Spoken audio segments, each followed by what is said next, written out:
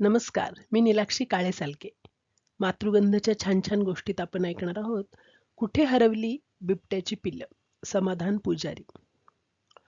आज शिकारीसाठी बाहेर पडण्याचा नंबर बिबटिणीचा होता. 2 पिल्लं झाल्यापासून बिबट्या आणि बिबटीण या दोघांपैकी एकाने पिल्लांजवळ थांबणं गरजेचं झालं होतं.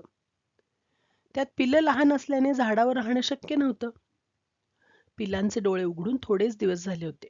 त्यामुळे जंगलात दिसणारी प्रत्येक गोष्ट त्यांच्यासाठी नवीन आणि कुतूहल जागं करणारी होती. त्यात ही पिलं प्रचंड खोडकर आणि चंचल होती. दिवसभर फुलपाखरांच्या मागे धावणे, पडणे, एकमेकांसोबत लुटूपुटूची कुस्ती खेळणे, असंच काहीतरी दोघांचं चाललेलं असायचं. बिबट्याच्या पाठीवर उड्या मारायला दोघांनाही खूप आवडायचं.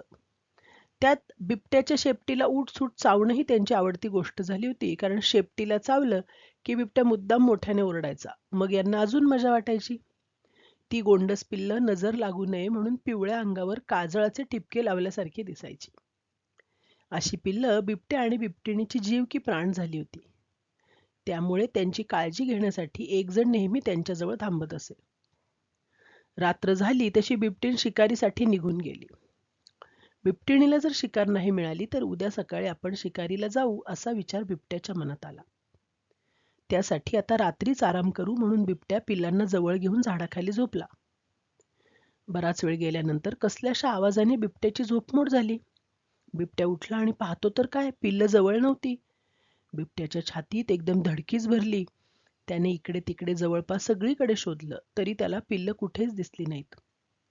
एवढ्या अंधारात एवढीशी पिल्लं कुठं गेली असतील आणि त्यांना शोधायचं तरी कुठे, बिबट्याला काहीच सुचेना. झाडावर चढून पिल्लं कुठं दिसतात का बघावं म्हणून बिबट्या झाडावर चढला. तरीही पिल्लं नजरेच्या टप्प्यात कुठेच नव्हती. तेवढ्यात बिबट्याची नजर झाडावर बसलेल्या एका घुबडावर गेली.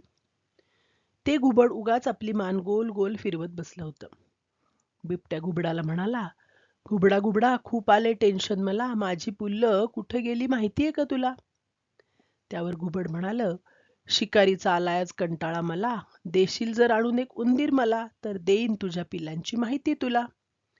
बिबट्याने कसलाही वेळ न घालवता पटकन झाडावरून खाली उडी मारली आणि एक उंदीर मारला.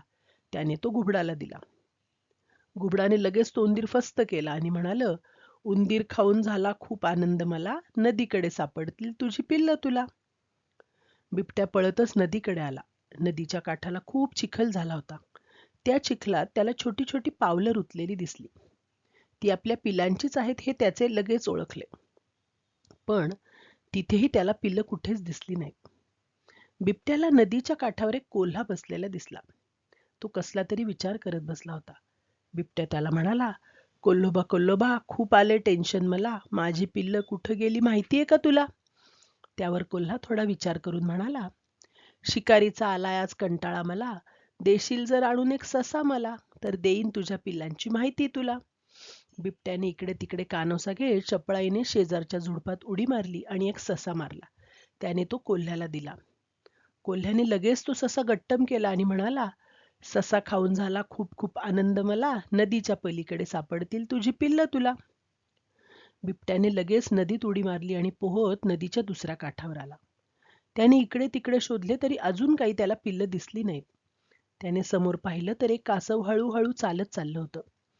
त्याच्या पाठीवर बिबट्याला छोटे छोटे चिखलाचे पंजे उठलेले दिसले.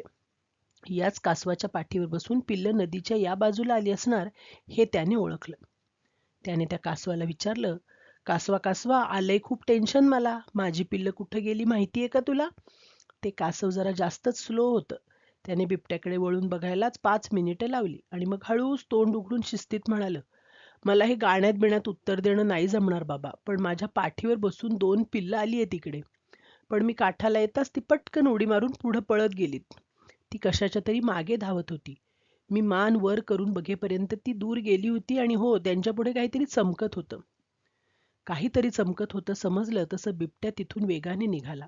तो पळत पळत एका टेकडीवर आला. तिथून त्याने थोडं खाली पाहिलं तर असंख्य काजव्यांनी तिथे फेर धरला होता. काजव्यांची वस्ती होती ती आणि त्या सगळ्या काजव्यांमध्ये बिबट्याला त्याचे सोन्याचे 2 गोळे, त्याची पिल्लं उड्या मारताना दिसली. काजव्याच्या प्रकाशात दोघंही चमकत होती. काजव्यासोबत पिलांचा खेळ चांगलाच रंगात आला होता. बिबट्याच्या जीवात जीव आला. त्याला हायसं वाटलं. डोळ्यातलं पाणी पुसून तोही त्यांच्या खेळात सहभागी झाला.